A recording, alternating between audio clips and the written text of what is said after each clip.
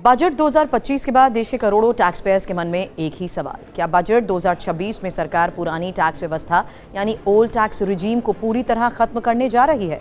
नमस्कार, आपके साथ मैं हूं सुरभि शर्मा और आप देख रहे हैं TV9 डिजिटल।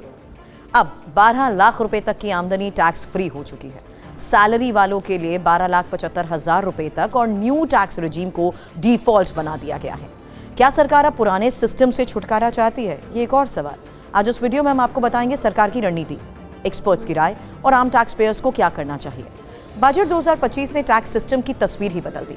सरकार ने सेक्शन 87A की छूट बढ़ाकर 12 लाख रुपए तक टैक्स जीरो कर दिया। सैलरी क्लास के लिए स्टैंडर्ड डिडक्शन के बाद ये लिमिट 12,75,000 रुपए तक पहुंच गई। लेकिन सबसे बड़ा बदलाव ये था कि न्यू टैक्स रिजीम को डिफॉल्ट बना दिया गया।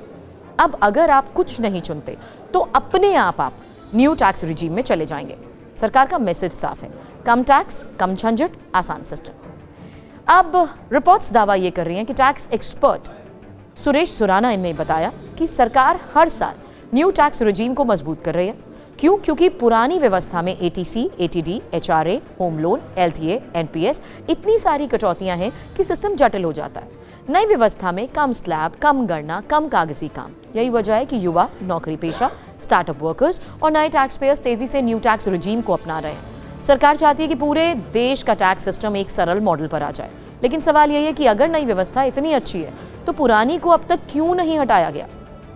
एक्सपर्ट्स बताते हैं कि ओल्ड टैक्स रिजीम उन लोगों के लिए जरूरी है जिन्होंने होम लोन लिया है, हेल्थ इंश्योरेंस कराया है, PF, PPF और NPS, ELSS में निवेश किया है, बच्चों की फीस हो, किराया, टैक्स सेविंग प्लान चल रहे हैं और लाखों मिडिल क्लास परिवारों ने इन छूट को ध्यान में रखकर ही 20 से 25 साल की फाइनेंशियल प्लानिंग बनाई है।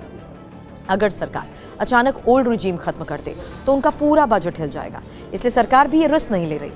SPAS बिजनेस एडवाइजर के डायरेक्टर शुभम जैन ने कहा कि सरकार कोई फिक्स तारीख नहीं दे सकती कि इस दिन ओल्ड रिजीम खत्म होगा, क्योंकि लोगों को अपने होम लोन, EMI, BMI और साथ ही निवेश की प्लानिंग बदलने के लिए पूरा समय चाहिए। हालांकि वो ये भी मानते हैं कि अब ओल्ड रिजीम केवल कुछ खास लोगों के लिए ही फायदेमंद रह गया है। जैसे जैसे लोन खत्म होंगे, नई पीढ़ी टैक्स सेविंग स्कीम से दूर हो जाएगी, ओल्ड रिजीम अपने आप कमजोर हो जाएंगे। टैक्स प्रोफेशनल सचिन गर्ग की राय बेहद अहम है। वो कह रहे हैं कि सरकार को शायद ओल्ड रिजीम को बंद करने की जरूरत ही नहीं पड़ेगी। क्यों? क्योंकि लोग खुद ब खुद नए रिजीम में शिफ्ट हो जाएंगे। जैसे होम लोन खत्म होगा, ELSS बंद होंगे, नई नौकरी में HRA नहीं होगा, वैसे वैसे लोग पाएंगे कि न्यू रिजीम में टैक्स कम है। धीरे धीरे ओल्ड रिजीम इस्तेमाल से बाहर हो जाएगा। अब सबसे ज़रूरी सवाल यही है कि आप करेंगे क्या? अगर आपके पास कोई होम लोन नहीं है, ज़्यादा टैक्स सेविंग नहीं है, तो न्यू टैक्स रिजीम आपके लिए बेहतर है क्या?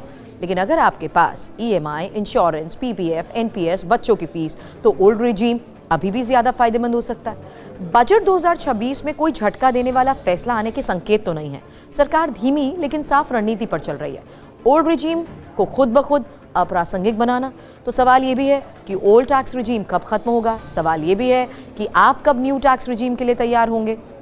वीडियो पसंद आए तो ज़रूर करें लाइक और करें शेयर और चैनल को करें सब्सक्राइब।